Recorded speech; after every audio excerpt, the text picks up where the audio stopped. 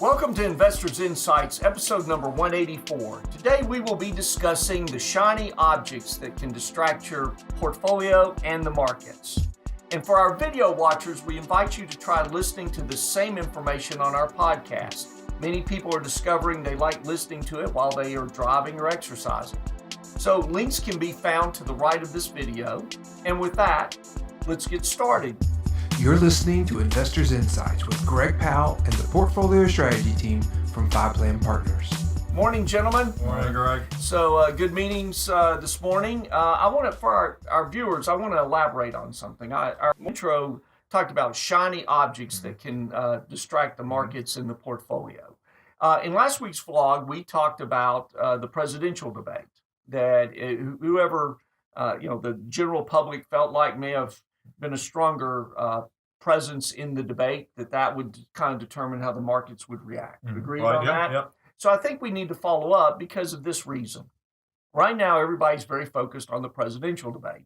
And at times, I call that the shiny objects, all the issues on the presidential candidates. There are those that will make a difference and impact, and other issues that they talk about that we could care less.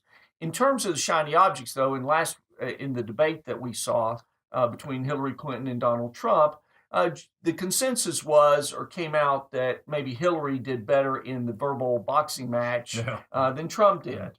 And for that, markets don't like change. So you've got a Democratic president currently with President Barack Obama in office. If Hillary were to win as a Democrat, then the markets assume things will stay pretty much the same. And so the markets last week stayed pretty stable and moved up some. Everybody in agreement on that? Yes. At the same time, though, if Trump, because he's a Republican that could be coming into office and they're not sure what changes could occur, therefore then the markets, and he didn't show as strong in the debates as some would say, then therefore we would have seen some chaos in the markets. Yes. Are we still in agreement on that? Okay. So, the shiny objects, there's a lot of them going on right now.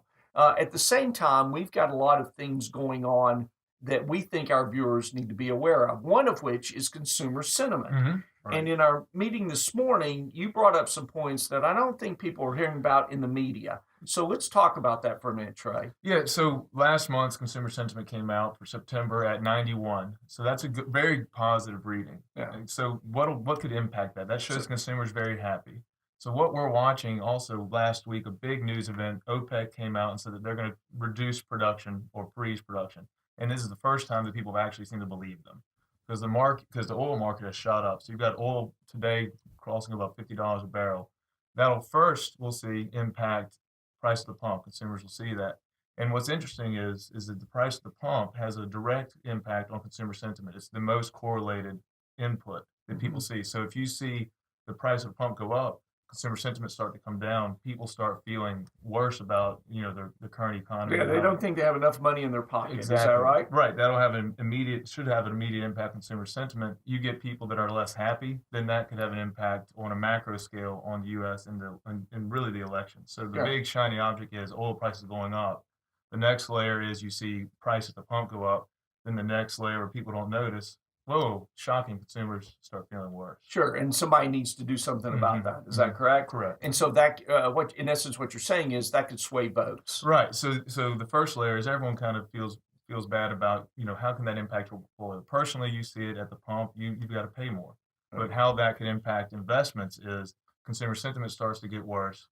Then people start feeling worse. People spend less. Then that hurts the overall market. Right. That hurts the impact, like you said, the status quo change. Well, and also from the standpoint, you take certain industries, for example, like the trucking industry, industries that are very dependent on fuel.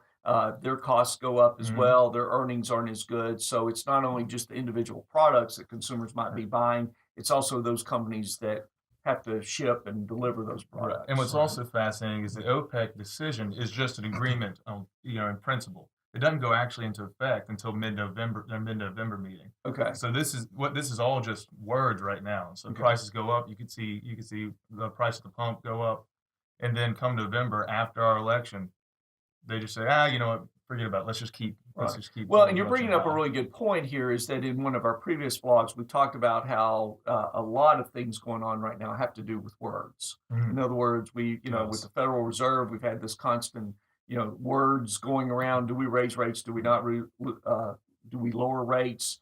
From the standpoint, same with what you're saying with OPEC. Oh, we're going to, Right. we're going to cut production, but it's not going to happen And until November. So things, are being said, but no actions Mhm. maybe are taken, but then it still impacts events, Right. correct? Correct. And speaking on words, Mhm. you brought up a really good point this morning, Ashley, about all the things going on this week. We got a Yes. lot of information coming out as well. Talk Yeah, about we that. do indeed. It's a lot and it's varied. But to Greg's point about the Fed, they're back at it again. That's one of the points. Okay. There are 3 Fed governors out there speaking this week.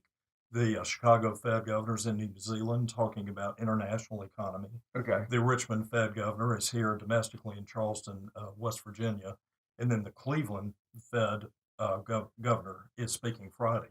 Okay. So once again, Greg's right. You've got the Fed back out there. What you also have is that you have a lot of data that will be coming out with the look back in September, and that is the manufacturing data, the service data, Mhm. all of that. Autos. Autos will probably, we're hoping that the ISM data, which comes out today, manufacturing side, will be positive because a lot of the auto manufacturing. We're also hoping that about non-farm. And then finally, at the end of the week, employment. Yeah. We have that back Mhm. again.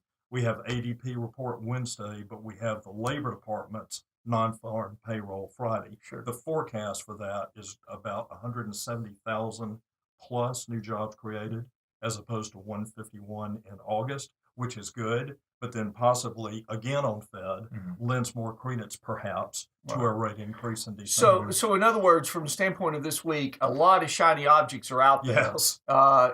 Those of you that are old enough to remember this quote, you'll know where it comes from. Just the facts, ma'am. That's what we're looking for. Looking for the facts. And as we look for those facts to tie into your portfolios in terms of decisions we need to make, we're going to try and work very hard to make sure no shiny objects distract us in the process. And on that note, we hope you have a great week. We hope this is informative.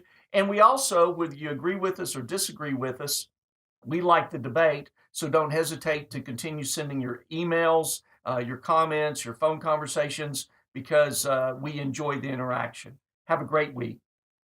More information at fiplanpartners.com. Securities offered through LPL Financial, member FINRA, SIPC.